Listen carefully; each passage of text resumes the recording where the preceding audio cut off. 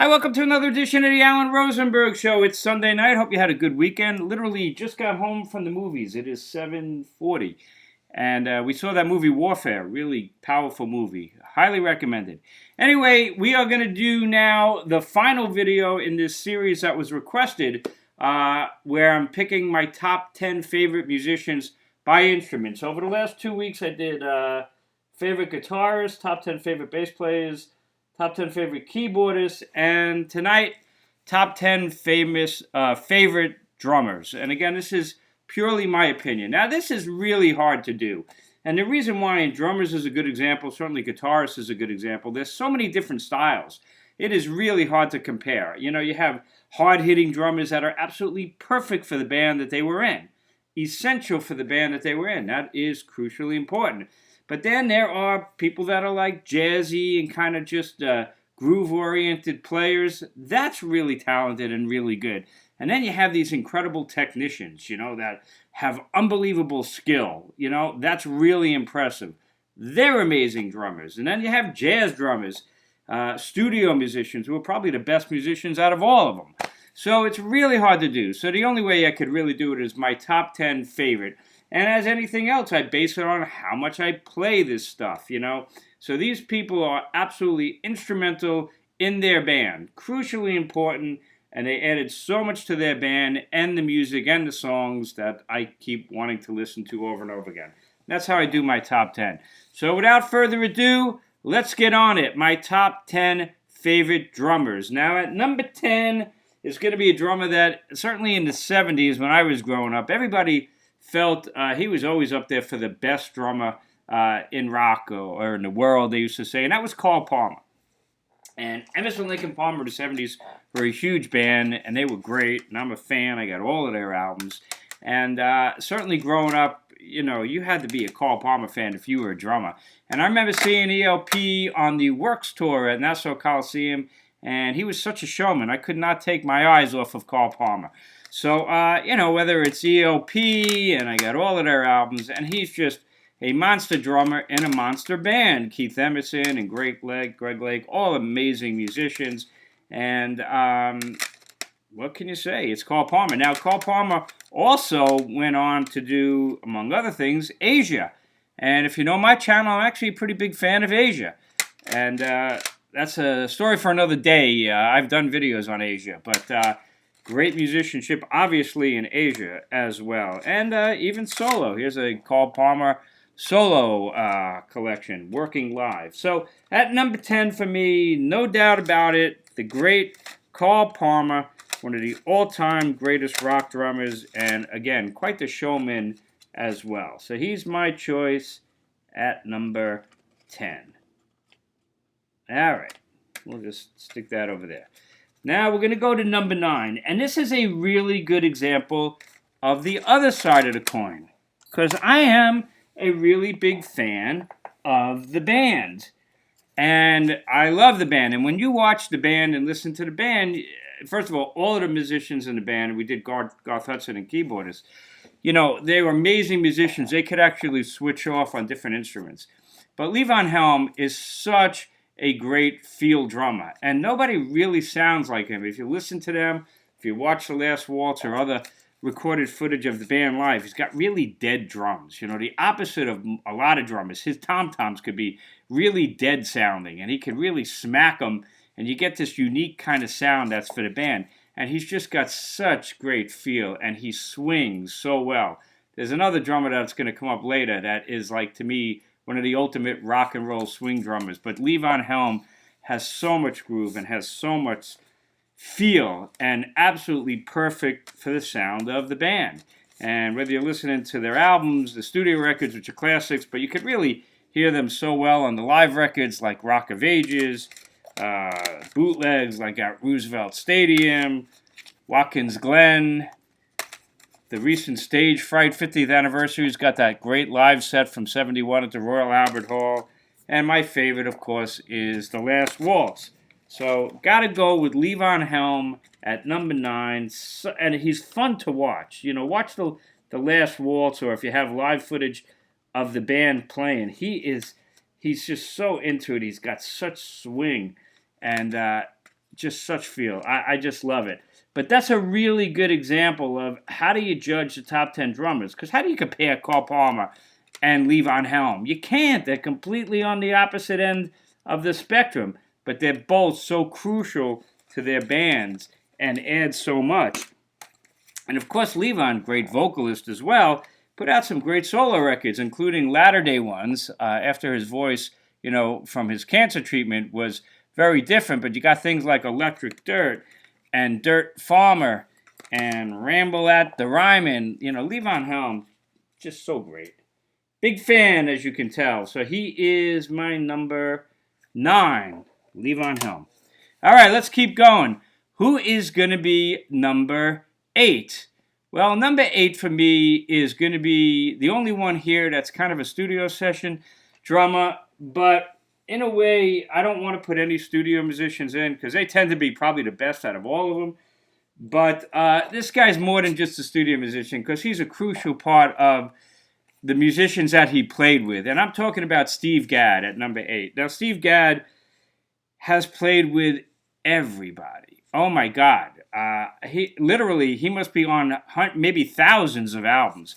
And I've gotten to see him. So whether it was with Paul Simon on Hearts and Bones and Graceland and other Paul Simon albums like Still Crazy, that's him on 50 Ways to Leave Your Lover, Late in the Evening, on One Trick Pony, it's just great. I remember seeing him play that live, and he'd play it with 4 sticks, 2 sticks in each hand. And he was a drummer at one of my favorite concerts that I actually went to and watched and listened to, which is Simon and Garfunkel's reunion, the concert in Central Park. Steve Gadd is just extraordinary at that concert. So I'm putting Steve Gadd for number 8, but he did other things beyond Paul Simon and Simon and Garfunkel. Plus, he did the great drumming on the song Asia, which is just unbelievable. He's played with Bob James. He's played with Ricky Lee Jones. He's played even with Paul McCartney on some of his stuff. Here's another Bob James. This is a live one that Steve Gadd was on. The guy, you can't even keep track of all the sessions that Steve Gadd has played on. Number 8. Number 7 may be a guy that you don't know, but you should. You want to talk about technicians, and I never hear anybody talk about him. But we're talking about Gavin Harrison. Now, Gavin Harrison has played with King Crimson. And he's played with Blackfield, these are 2 of my all-time favorite progressive albums. This is Steven Wilson and Aviv Geffen. But Gavin Harrison is the drummer on these. And most notably, he is the drummer with Porcupine Tree. And if you watch videos of Porcupine Tree, and this is just a sampling of some of the stuff he is on, like Dead Wing, and this is an amazing live one if you could find this. There's a bunch of them. In Absentia is another great one.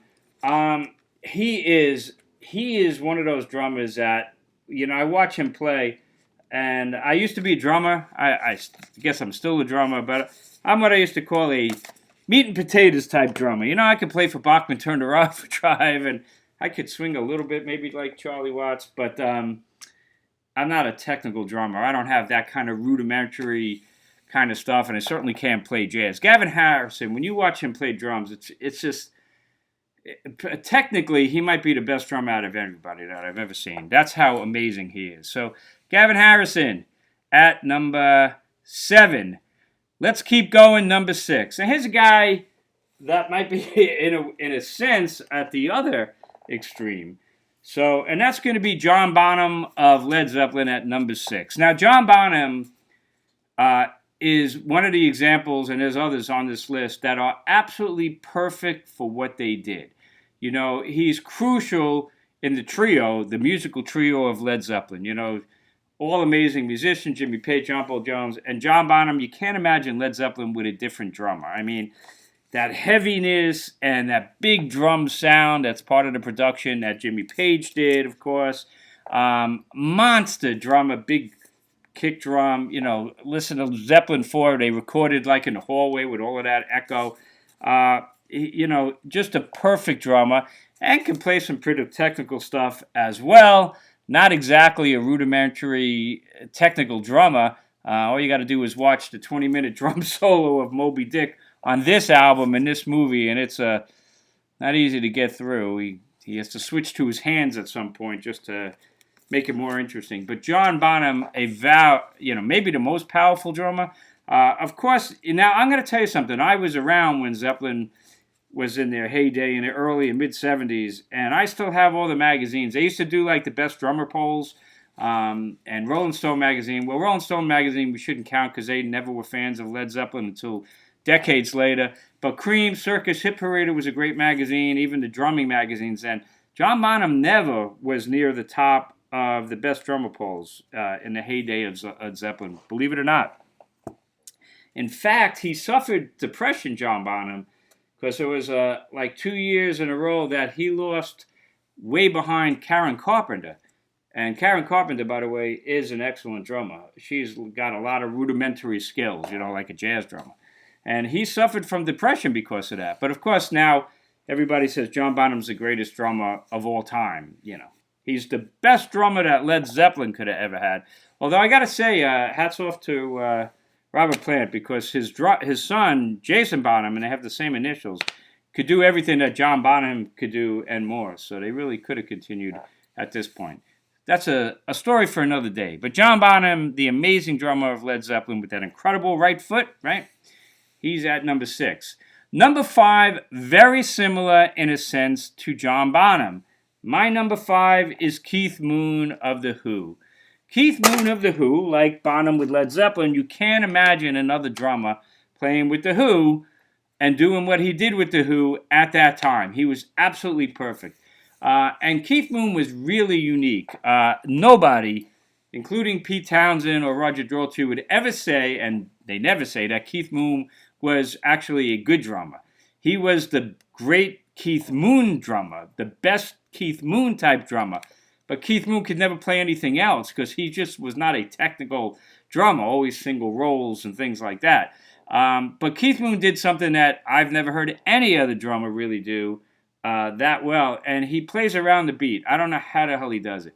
He's not a timekeeper. He just plays around the beat, and fighting with Townsend and Entwistle, and they're all trying to showboat each other, and it just comes together as this maelstrom of unbelievable magic that was The Who.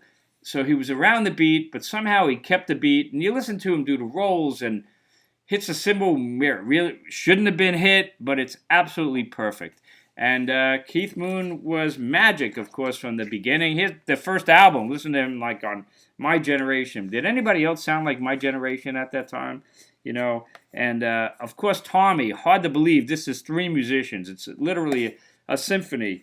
And Who's Next, monstrous. And, Who Live at Leeds is like the beginning of hard rock and heavy metal. I mean, so powerful. And my favorite, Quadrophenia, which is really the end of Keith Moon as that amazing Keith Moon drummer that he was.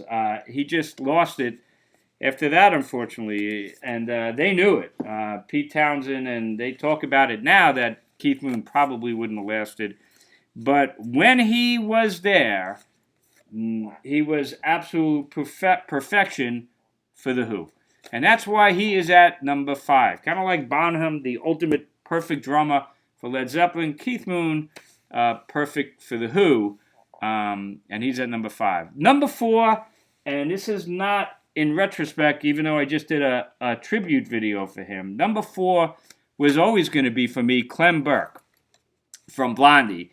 And Clem Burke is amazing to me. I love watching Clem Burke, besides his look. He's highly influenced by Keith Moon, but the difference is Keith Moon played this huge set. Clem Burke only played a 4-piece set. One tom on the floor. And yet made a symphony of power and noise on those 4 toms. And the difference is Clem Burke could play like Keith Moon, but have amazing rudimentary skill. He was a tremendous drummer. He also was interesting. He's a left-handed drummer that played on a right-handed kit, kind of like Ringo Starr, which gives it a really quirky feel. I think I mentioned in my tribute, I was a drummer, and I used to play in a Blondie not a Blondie cover band. We used to play a lot of Blondie, and I could fake Clem Burke, but to a certain extent. I could never play anywhere in the league that he was at, but, he played some really tough stuff, and so tasty. So, whether it's the Plastic Letters and the debut album, but really the prime of Blondie, the debut, Parallel Lines, you really want to hear Clem Burke, you listen to Eat to the Beat. The production on this by Mike Chapman is absolutely amazing. And the drumming is huge on this album. And I mean that in a good way. Dreaming, obviously, is just the Clem Burke masterpiece. The whole song is like a drum solo. And he's, instead of playing on the ride cymbal and the hi-hat, he just rolls through the whole song. And I used to play that. It was so much fun. But listen to like Union City Blue. The opening of that is so massive. And when it kicks in, and Shayla, which is one of my favorite songs of all time, huge drums. Slow Motion is another one on there. Atomic. Clem Burke is a monster drummer in the best possible way. And what a sad loss. But Clem Burke, for me, at number 4. And also the different styles. Listen to Auto American or The Hunter. Man, Clem Burke can play like every kind of style. And what a fabulous drummer. And what a sad loss. So he's my number 4. Number 3. Number 3 for me is the great Phil Collins. I'm a huge fan of Genesis from the get-go. And I got into Genesis really from their second album when it came out, which was Nursery Crime, which is the album that Phil Collins joined the band on. And there was a leap forward from this album from like Trespass and the one before that, from Genesis to Revelation. To me, this stuff is really complicated. Phil Collins has got a lot of taste. He could swing, but he's a really powerful drummer, and he's got chops that are unbelievable. And when he was nothing but the drummer in Genesis, you could see him over there. Didn't have a big kit. What is that? That's a 4-piece right there. But boy, could he make a lot of sound. Then later on, he would play on a bigger kit, of course. And you listen to him on, A Trick of the Tail, and even though he had to be the lead vocalist, and Wind and Wuthering, but he's magnificent, when he plays. He does the Los Endos and Dance on a Volcano. He joins Chester Thompson, who became the drummer at this time, and you listen to them do that drum battle on there. Absolutely stupendous. But of course, on the studio records, it's Phil Collins, And then, what about his solo stuff? I mean, it became like one of the biggest pop stars in the world, but it doesn't take away from his amazing musicianship. And he's one of the few drummers that created a sound. I mean, on this album, In the Air Tonight, of course, Face Value. But there's the Phil Collins sound. And that's quite the compliment. I mean, not a lot of drummers have that. There's actually a 4-CD box set out there that I don't actually have, where it's just Phil Collins on the drums, playing with all different other musicians and things like that. It's fascinating. Phil Collins, when he became a huge pop star, kind of lost the respect, but he shouldn't have, because he's an incredible drummer. And even at, when Genesis was really popular in the late 70s, he was playing with Brand X, a jazz fusion band. So it was to keep his chops going and to play different kinds of music. Phil Collins, amazing drummer, and he is my number 3. Which leads us to the top 2. Number 2 is going to be possibly no surprise to you, but I have to put him up there because I think he's a phenomenal drummer for what he does, and the Rolling Stones are my favorite band, and we're talking about Charlie Watts. And, listen, I listen to the Stones way more than anybody else. I never get tired of them. And Charlie Watts a crucial part of the band, obviously. In fact, I'll never forget Keith Richards once said, probably a decade or so ago, he said, if me, Mick, or Charlie Watts ever die, that's the end of the Stones. Well, Charlie Watts died, and they continued. Listen, there's nothing else that those guys can do or want to do. But, one of the great things about the Stones, just listen to anything that they do. The Stones, I always say, the greatest rock and roll band ever, because they can play every type of music, and yet it still comes out sounding like the Stones. It really does. So if you don't know the Stones, pick up an early compilation or like 40 licks, and you can get, a mixture of their best hits from all the different decades. But there's the constant is Charlie Watts always, there on the drums. And Charlie Watts is a swing drummer. He's a jazz-oriented drummer. And there are a ton of Charlie Watts solo records that I have that are jazz albums. Have you ever seen these? From One Charlie. That's a Charlie Parker thing. And here's another tribute to Charlie Parker with strings. Charlie Watts. Charlie Watts is a jazz drummer playing in the world's greatest rock and roll band. It's a really interesting dichotomy. And that's the magic of the Stones and Charlie Watts is the band swings. Rock and roll, but the Stones roll more than rock. They roll. Here's an album he did with Jim Keltner. So, and that's from Charlie Watts. And the weird thing about the Stones, if you ever listen to cover bands, and even if I play the Stones, it doesn't really sound like Charlie Watts. He does little things that this push and pull with Keith that he does that's magical. It's not necessarily because technical skill. He doesn't have the technical skill of some of these other drummers, but he just swings in such a unique way.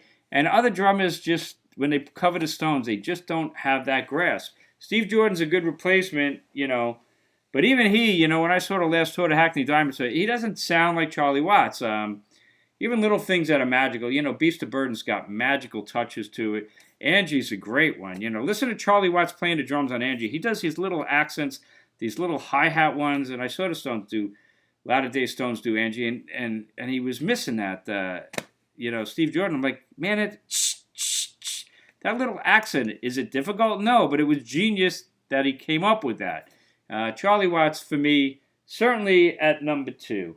So who's the number 1 drummer? A guy that I'm still getting into, but when I listen to him and watch him, I'm just in awe. Charlie Watts plays a 4-piece drum set, and so does Buddy Rich. And Buddy Rich, here's 2 of his albums right here. Buddy Rich, what he could do with one hand and just a couple of fingers is more than I could even conceive of anybody doing.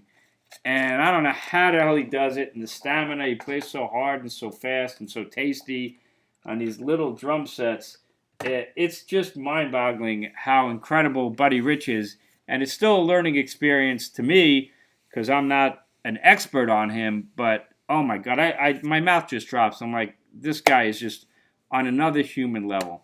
So there's my top 10. Buddy Rich at number 1. Charlie Watts, number 2. Really 2 completely different ends of the spectrum. Phil Collins, number 3. Clem Burke from Blondie, number 4. Keith Moon, number 5. John Bonham, number 6. Those guys completely at the other end of the spectrum. Great drummers for what they did. The best drummers for what they did. Number 7, Gavin Harrison from Porcupine Tree, King Crimson too. Number 8, Steve Gadd.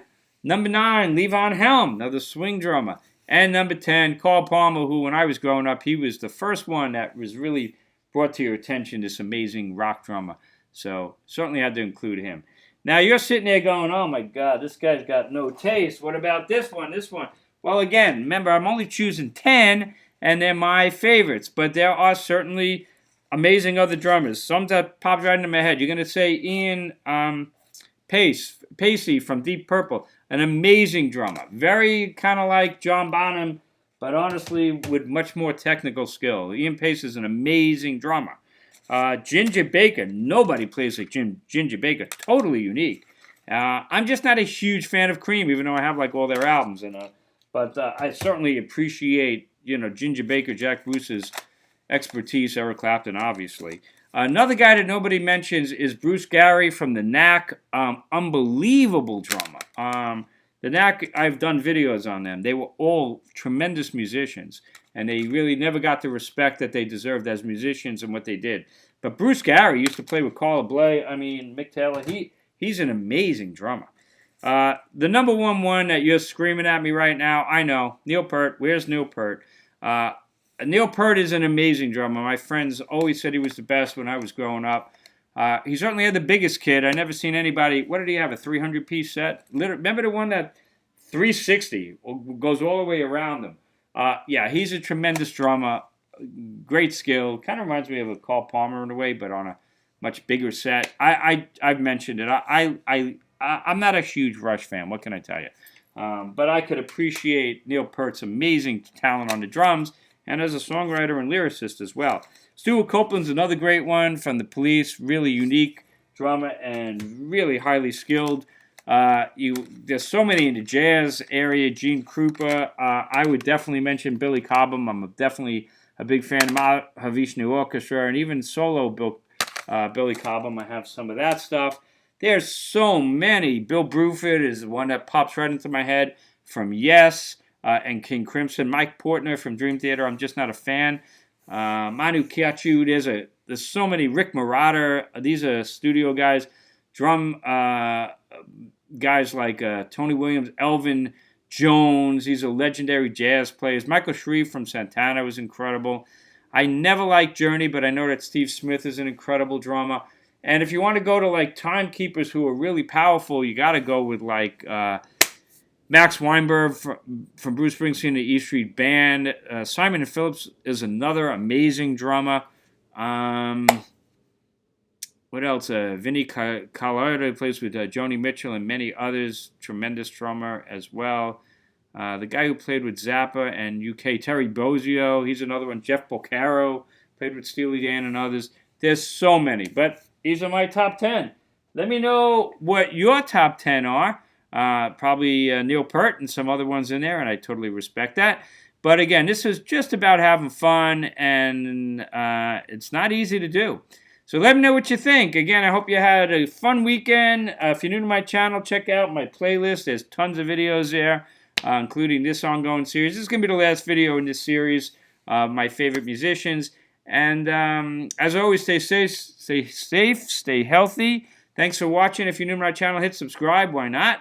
And enjoy the channel. And I'll see you next time on the Alan Rosenberg Show.